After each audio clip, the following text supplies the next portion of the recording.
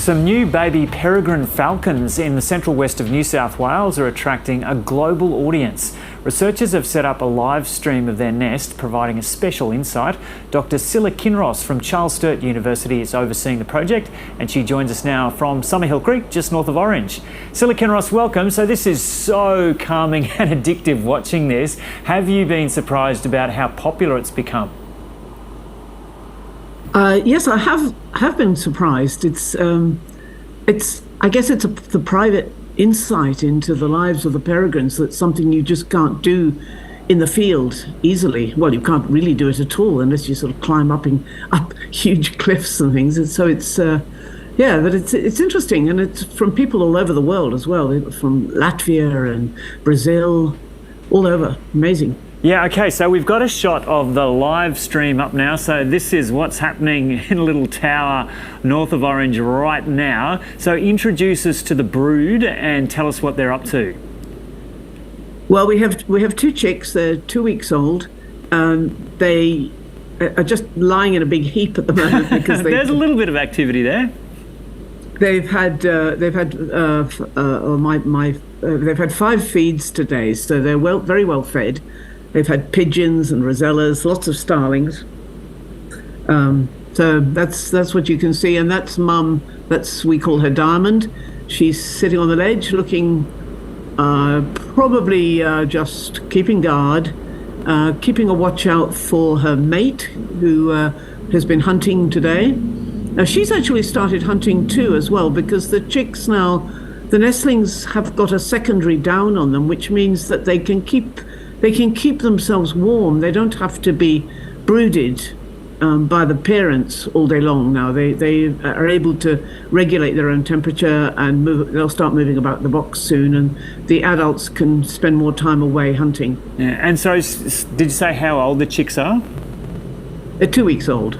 2 weeks old. There's one day, what are we, the 17th? They were hatched on the 2nd and 3rd of October, respectively, so it's 2 weeks. Librans, and so they're looking really healthy, are they? Oh, they're really strong and healthy. We're very happy with them. The third egg, as you can see, there's another egg there that didn't hatch. That's quite common. That happens, that one egg is just not viable. And you mentioned that they've had several feeds today, and you mentioned the names of other birds. So these are birds that primarily eat other birds? 90% of the time, 99% of the time really, they eat other birds. I've been counting prey items. I have counted over 4,000 prey items over the years. Wow. And in that time, we've had 4 mammals, and they were all microbats, the little insectivorous bats. Yep. And about 400 insects, mainly cicadas. They have quite a penchant for cicadas when you get those big eruptions in November and December. Yeah. And it's good training for the young ones, because when the young ones fledge, when they start learning to hunt, cicadas are sort of a good, like training prey. Yeah, and nice and crunchy. And I just, of course. And Scilla, I just wanted to ask you a structural point about the box you've created up there. Why didn't you put a little board across the entrance to help prevent the chicks from wandering off and falling out? Oh, they have an inbuilt sense of self-preservation. They don't just wander off. We've had chicks now since 2008, and the only time that we had a chick go over the edge was the chick was actually lying down. It was almost due to fledge. It was about a week due to fledge, so it was about 5 weeks old.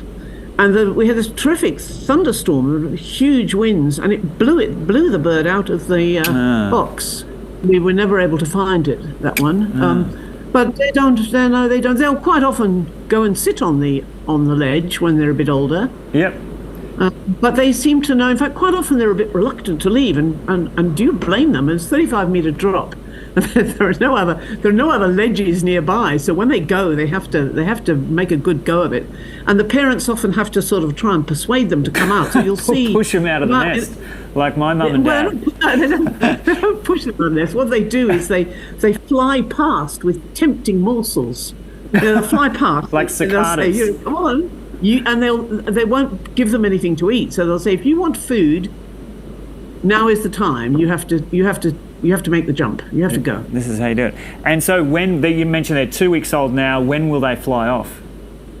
Oh, another month. So the 40 to 45 days is about right for the time from when they eggs hatch to when they take their first flight. And so they're 2 weeks old. So that's 6 weeks. So they've got another 4 weeks to go.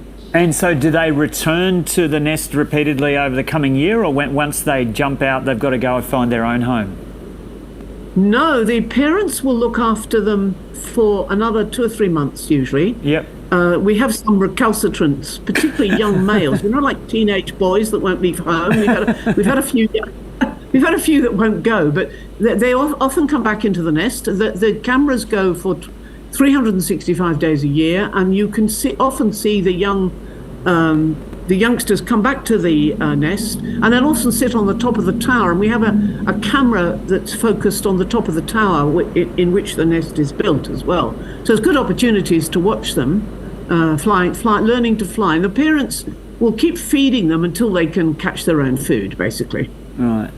And are you? You say you've been doing this for quite some time now. How satisfying have you found it over the years?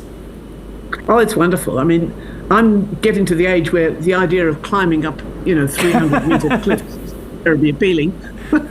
Sitting in an armchair, watching this all happen, and being able to record what's happened. I've recently had a paper accepted by a journal on the breeding behaviour from this nest, and I have 2 more in the pipeline, one on diet and one on year-round behaviour, because interestingly enough, they start courting. They court right through the year.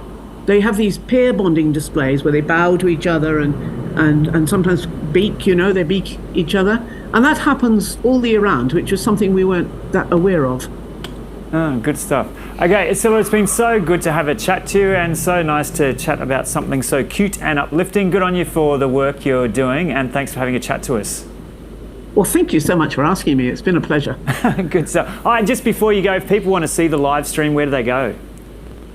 If they Google FalconCam Project Orange, they should find it. Oh, I should mention too that the chicks' names are Murray and Baru, which are Wiradjuri names for red kangaroo and bilby, respectively. We chose mammal names this year just for something different. Good stuff. Go say good day to Murray and Baru. Okay, thanks so much, Scylla. Cheers. Okay, thank you very much. Now with sport, here is Chloe Hart.